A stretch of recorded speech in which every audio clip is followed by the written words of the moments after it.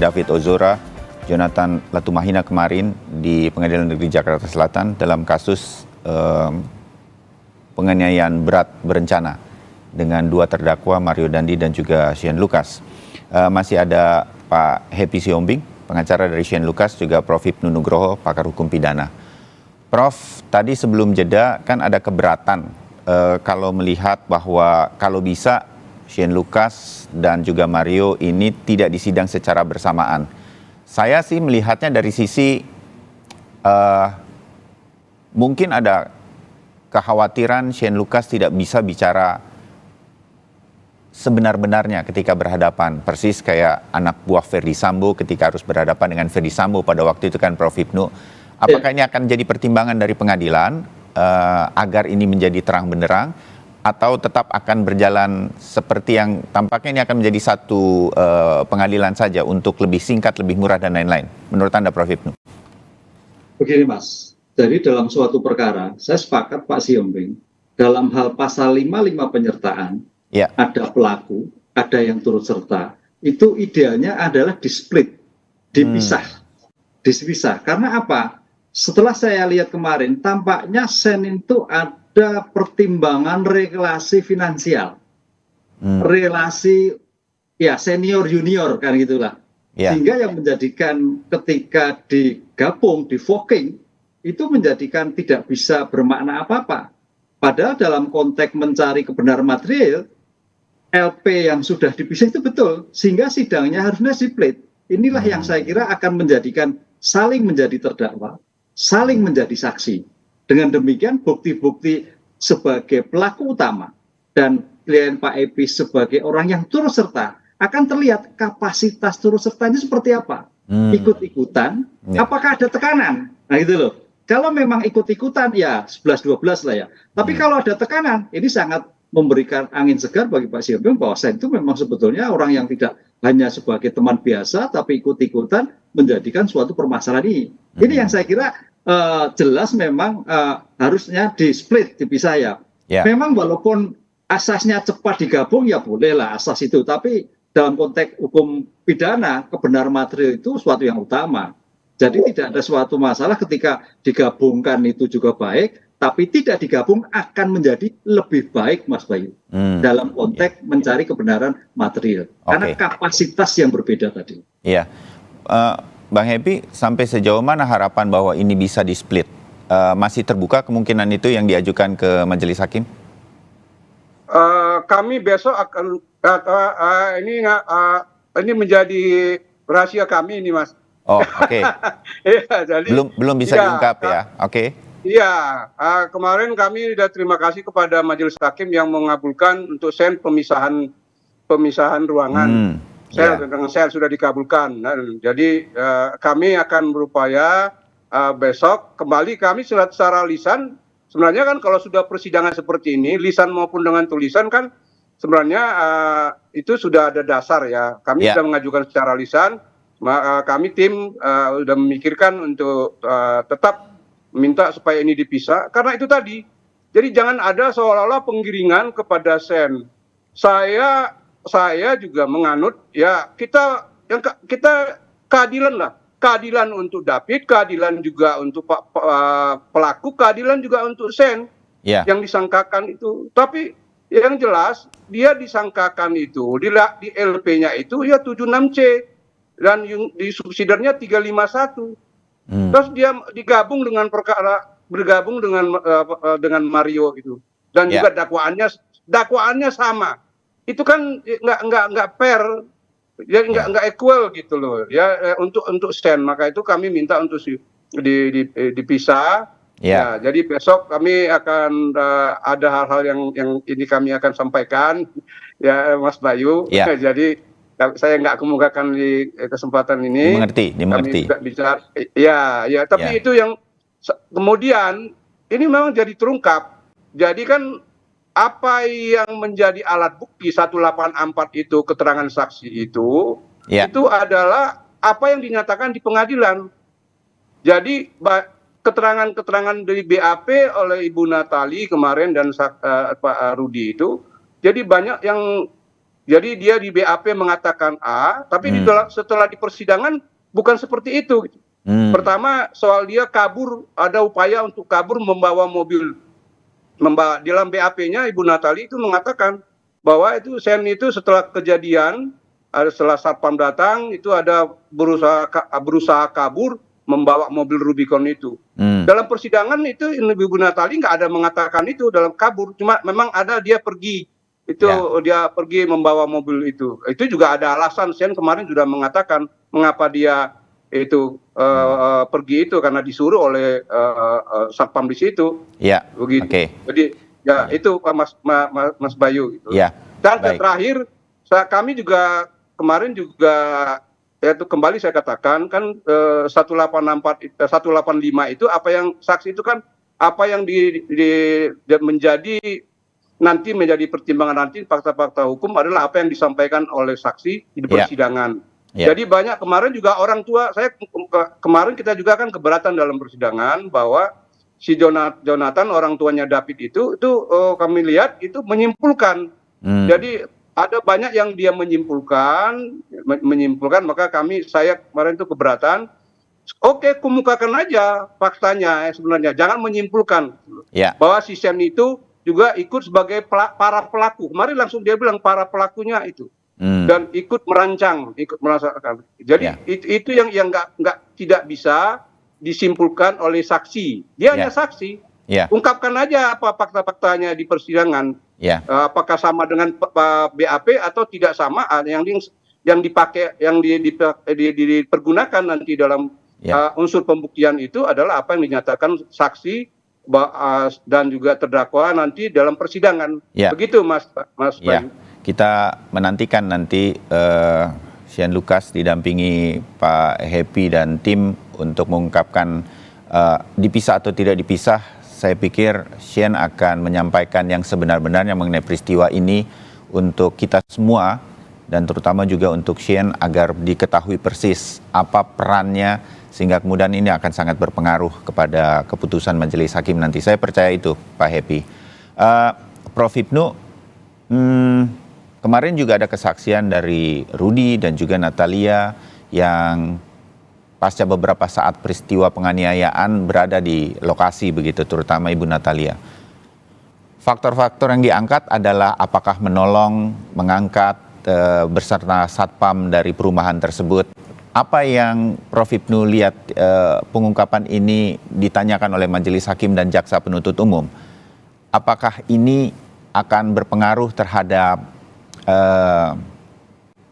pasal-pasal yang dikenakan sehingga nanti mempengaruhi juga vonis kepada para terdakwa? Prof. Hipnu, menurut Anda? Ini memang namanya kesaksian, tadi sampaikan Pak Siombing, antara apa yang ditulis dalam berita surat dakwaan dan apa yang disampaikan dalam persidangan itu akan dinilai. Mana yang lebih benar? Kan itu.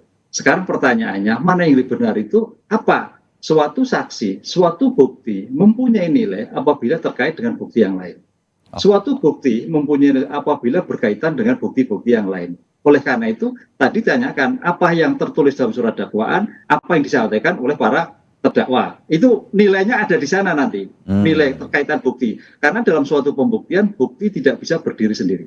Nah, pertanyaan yang kedua, orang-orang yang ada di sekitar itu akan melihat memang ada suatu kejadian. Pertanyaannya, sejauh mana peran pelaku itu mempunyai niat atau mempunyai itikat bahwa ketika ada suatu kejadian yang menjadikan luka si korban itu ada niatan untuk menolong, membantu. Ini yang akan menjadikan faktor yang memperingan dan memberat. Karena apa? Suatu peristiwa kalau memang sudah ada suatu kecelakaan atau luka, ya harusnya berhenti. Kalau nggak salah kemarin berhentinya karena faktor orang lain yang masuk sehingga pengenaian berhenti. Ini saya kira suatu kronologi yang menjadikan suatu sifat melawan hukumnya itu ya sempurna sekali. Sehingga hal-hal yang akan meringankan cukup berat ataupun cukup harus mencari Pak Siombing kira-kira yang meringankan apa pada kliennya seperti itu. Sehingga jangan sampai apa yang dilihat itu menjadikan seperti persidangan kemarin tidak ada yang meringankan. Nah, ini PR para penasihat hukum, PR. Kan apa seperti itu kan? Kasus yang kemarin tidak ada yang meringankan lah. Mudah-mudahan dari kasus ini Pak Simbong tim penasihat hukum bisa mencari hal yang meringankan. Karena kalau kita lihat dari bukti yang ada, saintifik yang ada, orang melihat semuanya tampaknya apa yang dirumuskan dalam surat dakwaan terpenuhi. Oke, Pak Sihombing, ada tanggapan mengenai adakah yang meringankan buat Shane Lucas yang nanti akan disampaikan langsung oleh Shane Lucas beserta para saksi yang mungkin dihadirkan oleh Bang Happy dan tim, Bang? Ya, ini jadi saksi kan ini ada 19 orang, termasuk ya terdakwa ya. Ini kan ini mereka nanti akan saling bersaksi. Jadi kita masih banyak lagi nanti memperoleh fakta-fakta persidangan tentang bagaimana peran masing-masing dari bagaimana juga peran si Shane. Kami hanya konsentrasi kepada perannya si Shane ini. Dan itu nanti juga akan terungkap nanti dalam persidangan. Tapi yang kami ingin saya tanyakan juga kepada Prof ini, saya mengalami di Polda, itu laporan saya, ini baru sekarang di Polda Metro Jaya, itu saya laporkan A, tapi berdasarkan penyelidikan itu penyidiknya bilang, oh ini bukan pasal ini harus dicabut. Harus dicabut dulu laporan ini, baru dilakukan penyelidikan laporan baru lagi. Karena Bapak ini melaporkan yang sebenarnya setelah dilidik, ini adalah A plus B. Ini masih jadi, dalam kasus yang sama, maksudnya berhubung? Enggak, maksud saya mencontohkan saya mencontohkan, ini bagaimana Prof melihat bahwa LP-nya yang di Pesanggerahan itu, setelah ditarik ke Polda, itu berbeda Prof, yang yang dipertanyakan dan juga yang dibahas itu, dan tidak ada laporan, hanya satu laporannya Prof.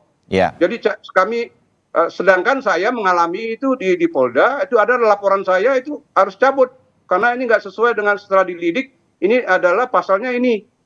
Jadi dan pengalaman saya juga beberapa itu saya nggak bisa laporannya si A setelah dalam perkembangan itu berbeda, maka dilanjutkan laporan itu tanpa ada laporan baru. Jadi baik. itu kita juga keberatan itu sebenarnya dalam. Kita dapat poinnya. Ini cerita di Polsek Pesanggerahan pasalnya apa, sampai di Polda pasalnya berbeda. Prof Ibnu mungkin punya tanggapan berkaitan ini. Inilah peliknya di dalam suatu proses peradilan kita itu adalah namanya di pra-adjudikasi. Pra-adjudikasi adalah bagian dari pemeriksaan pendahuluan. Pemeriksaan pendahuluan bersumber pada sumber tindakan. Sumber tindakan bersumber dari laporan, kan begitu kan? Nah, ketika laporannya tidak sama, ya berarti kan dalam ilmu hukum itu ada akuntabilitas penyidikan. Apa itu disebut SP2P, surat perkembangan hasil penyidikan. Artinya secara teori, kalau memang yang dilaporkan oleh Pak Sihombing itu tidak, perkembangan SP2P, surat perkembangan hasil penyidikan, ya harusnya ditanyakan, oh ternyata ini tidak terbukti Pak, keliru Pak. Kan itu, pelapor ini keliru ini, sudah, mungkin harus laporan baru lagi. Jadi tidak serta-merta penyidik itu mengalihkan. Karena laporan itu kan laporan pada masyarakat, dari masyarakat. Lain kalau sumber tindakan itu diketahui sendiri oleh penyidik. Karena sumber tindakan itu bisa karena laporan, bisa karena pengaduan, bisa karena pengetahuan sendiri oleh penyidik. Kalau pengetahuan sendiri penyidik bisa berubah. Karena penyidik yang tahu tentang suatu peristiwa laporan tadi. Peristiwa pidana. Tapi kalau laporan dari pihak lain, ya harusnya ada perkembangan SP2P yang disampaikan kepada pelapor sebagai bentuk akuntabilitas bahwa laporan yang sudah disampaikan ternyata tidak punya kualifikasi. Ya, kalau kasus ini sudah sampai di pengadilan tetapi ada keluhan semacam ini, apa yang sebenarnya terjadi dan apakah ini kemudian persidangannya bisa batal demi hukum, bahasa saya begitu, Prof Ibnu? Oh enggak, sudah enggak. Ini sudah bicara bukti. Koreksi pertama adalah ada pada eksepsi kemarin. Nah, pertanyaan kemarin kalau nggak salah Pak Sihombing nggak ngajukan eksepsi gitu loh. Harusnya ngajukan eksepsi. Kontrol dalam suatu persidangan adalah eksepsi. Eksepsi nggak dilakukan ya masuk persidangan begitu. Pak Sihombing, ada Bang Happy ada komentar mengenai ini? Ya, memang kita kami ini timnya hampir puluhan orang, ada 30 ya 26 orang itu. Jadi kita memang juga soal eksepsi ini, kita itu dissenting opinion, kita mengajukan eksepsi, ada yang bilang kita harus mengajukan eksepsi, ada yang bilang enggak usah karena ini sudah menjadi sorotan.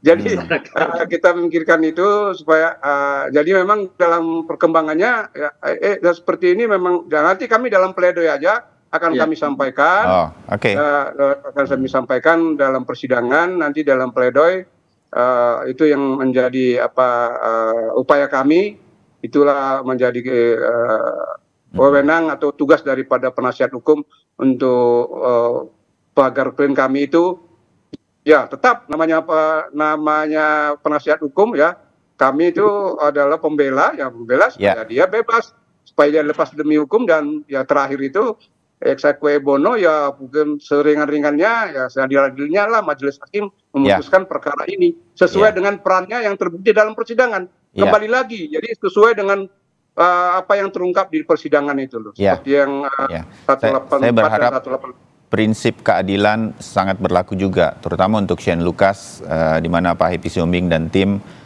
hampir selalu bisa bersedia berbicara dari sisi Shane Lucas, termasuk di media seperti pagi ini. Saya terima kasih karena kita mengetahui beberapa hal yang mungkin lebih dulu sedikit dan belum bisa sepenuhnya terbuka sebelum nanti di persidangan Shane Lucas dan beberapa saksi lain akan berbicara atas nama Shane Lucas. Terakhir, Prof. Ibnu, dengan fakta-fakta yang kemarin, izinkan saya kemudian melihatnya sebagai masyarakat saja begitu, yang betul-betul tahu hukumnya gara-gara bertemu dengan Bang Happy dan juga Prof. Ibnu dalam berbagai kasus, terutama sekarang dalam kasus ini. Apakah saya kan melihat para terdakwa dalam kasus ini sudah cukup berat, pasalnya ada berlapis, belum lagi ada laporan berkaitan dengan hubungan dengan anak di bawah usia. Saya belum mengetahui apakah ini nanti akan masuk. Tapi kemarin dengan fakta-fakta yang diungkap oleh Pak Jonathan sebagai ayah dari David sebagai saksi, ternyata kasus ini itu ada pra kejadiannya, terutama dari Mario Dandi yang ada runutan ancaman dan segala macam begitu, Prof. Ibnu.